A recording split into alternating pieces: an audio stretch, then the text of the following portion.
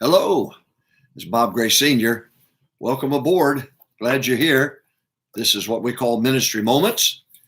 And every Friday, Lord willing, at 3 p.m. Central Time, not Eastern Time, but Central Time, we'll be bringing Ministry Moments on the Solve Church Problems broadcast channel on YouTube.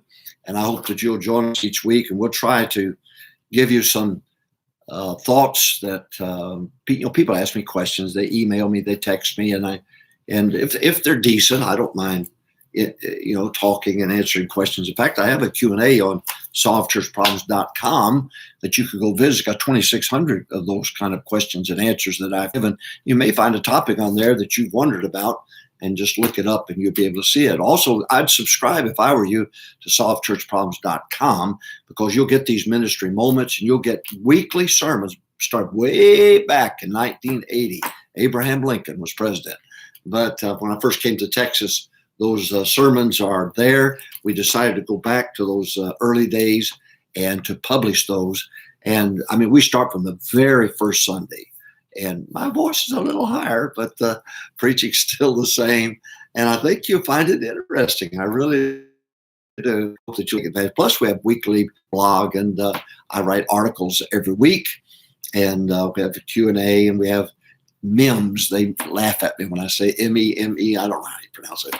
But you'll see pictures with quotes on it, daily quotes, daily ministry ideas every day on solvechurchproblem.com. We have the thought put out there about some particular ministry idea that crosses my mind. And you ought to get my pastor's church manual. You can go to BrianPublications.com and get that there. That's the source material. I've got whole boxes for 29 years. I taught every year a solding clinic, and I've got all that material. Well, anyway, today we're going to talk about baptizing converts, or boosting your baptism, boosting your baptisms. The important thing here is to realize that the number of baptisms that you have tells the number of salvation decisions you're getting and the number you have for Sunday school. Aggressive soul winning, aggressive Sunday school, smack dab in the middle, smack dab, that's Texas talk there. In the middle is aggressive baptisms. Being baptized is a command, just like going soul winning is a command. Being a part of a local New Testament church is a command. But you need to understand that how vital that number is. The average church, and I mentioned this before, average church, 35% of the folks that walk the aisle get baptized. In an aggressive setting, aggressive baptism setting, you'll get 82 to 85% that will follow the Lord in baptism. You could double your baptism just like that, just by taking care of the invitation and doing what you're supposed to be doing and instructing them about the next move. Matthew 10:32 and 33 makes it very clear they are to confess before men. And I always tell them the place to do that's at church. Now, seeing how that we're here, we've led you to Christ, why don't you come and check our church out one time? If you like it, wonderful. If you don't, you strike us off the list. You got 168 more churches that you could go to find out where you should be a member at and serve the Lord. So baptismal number is a very important number, because it does tell you how many are getting saved and how many potentials you have for your Sunday school. You ought to have a graded, aggressive Sunday school program for these people to be a part of. Your discipleship on Thursday and Friday and Saturday, no. That's what Sunday school is for. Get them to church. And when I say get them to church, I think of Sunday school as church. Get them to church. So when I pick somebody up, I said, look, I'll be by at 9:15 or 9:30 to pick you up for church. In my mind, Sunday school is and should be a part of the church. So let me talk to you about boosting baptism, if I may. And I talked about the importance of that number. Okay, number saved, number baptized, number for Sunday school.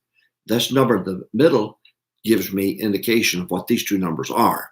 If this number is small, you're not getting as many people saved, or you're not organized at the invitation time. And it's your potential to give to the Sunday school teacher for them to go by and visit and encourage them to come and be a part of that. That number is not going to be great. So let me give you some thoughts. Challenge the invitation by organizing the invitation out. We're going to organize our invitation. We're going to assign people to different positions so that I preach the sermon, bow our heads. How many are saved? Raise your hand. Raise your hand. I have the men on the staff sitting on the platform. They're not my posse. They're sitting there for a purpose. They've got a work to do. And that is 12 sections of lower floor, 10 sections about to check those that did not raise their hand that they were saved. And so the guy to the far left of me is looking at 3 sections over here. The guy to the far right is looking at 3 sections over here. But I've divided them all up, upstairs and downstairs. So if a guy doesn't raise his hand, then this guy on the platform at some point during that invitation needs to go down and say, can I pray with you? And then I always ask, okay, how do you say, preacher, I don't want to go to hell. I'm not sure I'm saved, but preacher, pray for me. And I'll that. Then others will raise their hand that they want to be saved. Those same men who are organized, who have those different sections, are going to be alerted to both. So that when they go down, they approach them about praying with them. We don't preach to them in the pew. We ask them if we can pray with them. Next, assign name takers to the front pews. At the end of each pew, we have a name taker that's assigned. When the invitation begins, they leave their place, they go down the front.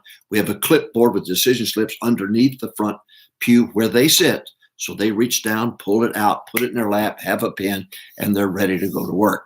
So we practice that, by the way. We want an organized invitation time. Then we assign male and female altar workers. We have, like I say, 12 section lower floor, with this aisle far to the left, then this other aisle, then the center aisle, and then like that. And then at each one of those, we have a list of male altar workers and female, so that the pastor, staff man, whoever's there, when somebody comes, they have them sit down and say, this is Mrs. Jones. Mrs. Jones wants to get a record of your decision for Christ today. So would you give her that information?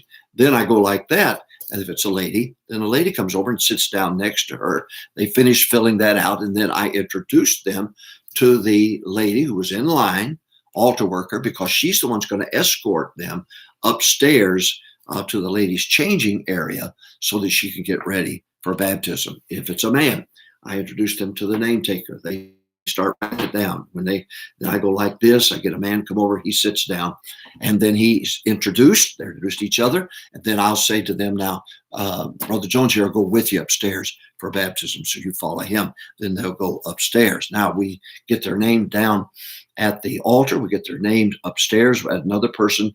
Just before they go into baptismal changing rooms, we have somebody that takes their name down there. So in the PA, we record the baptism. So we've got 3 sources. Mary Robinson was my records secretary. I didn't know the statistic. Any statistics you heard from me, I got it from Mary Robinson. She's in heaven now. God bless her. What a faithful person. But then she will put the 3 together, and sometimes people back out. Well, she's the one that knows, and she's the one that confirms those that make professions, those that make are baptized, those who just visit, and those who join, and those who rededicate their life to the Lord. Next, assign men to stand at the end of the aisles to greet the people. I've already mentioned that. They stand at the end of the aisle. And I tell them, don't back up to the altar because you'll get pinned.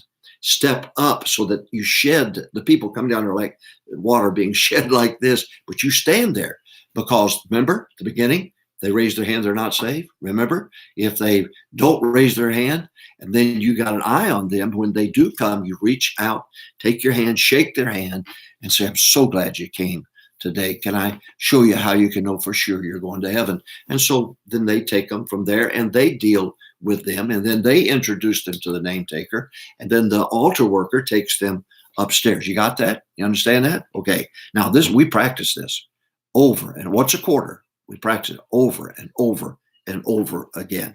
Next, purchase baptismal robes. We're talking about boosting your baptisms.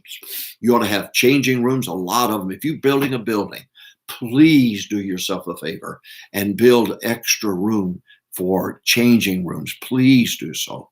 And so then buy back small, medium size, and extra large, and have those robes. Have water in the baptistry. That would be nice. That'd be helpful. Be sure it's warm. Sometimes in that heat, doesn't. Boy, you're talking about getting the Holy Ghost. But make sure that water's warm. Have plenty of room in the changing rooms. If you're building or expanding, if you're building an auditorium or something, please put extra rooms in there. If God moves in and God breaks out and things begin to happen, you're going to want those changing rooms. Next, towels, hair dryers, hair nets. Very important. Prepare towels, hair dryers, hair nets, hair blowers for the ladies. Next, practice. Once a quarter, we would bring everybody and we'd practice. I would meet with the choir regularly. So make sure that invitation time that we're doing what we're supposed to be doing. And then last thing I wrote down is tape the baptism, the PA, have them tape it, because that way if somebody backs out upstairs, they may have written their name down, they went in, get ready, and then they decided not to and they backed out. Then we've got the PA, we've got it on tape. And again, Mary Robinson was our dear lady. God bless her. She's in heaven now. And what a vital part of our ministry she was. Well, this is Boosting Baptism. I hope this helped you. And this is something taught at our Soul Winning Clinic every year. And so you join us now every Friday, 3 o'clock Central Time for Ministry Moments, talking about boosting baptisms today. And I hope this is a help to you. Go to solvechurchproblems.com and subscribe. Oh, by the way, subscribe to this channel. Subscribe to Ministry Moments YouTube channel. Would you do that? John keeps telling me that he said, we need to get 100, I don't know what happened. I don't know what happened. They send me a prize or what? I don't know. But subscribe. And then Solve Church Problems, subscribe to that. And every day you get a ministry idea, you get a quote, you'll get to be able to go listen to sermons from 1980. We went back to the very beginning in Texas and just follow the progression. You can, I think it's very, very interesting and very, very helpful to you. God bless you. BereanPublication.com. This if you want to order my books. You need to get the pastor's manual, pastor's church manual. Here it is, right? I hope that you'll do that. God bless you. Thank you for joining me. Join me again now next Friday at 3 Central Time. And I hope you can take notes and maybe some things will be a blessing to you. God bless you. Have a great weekend.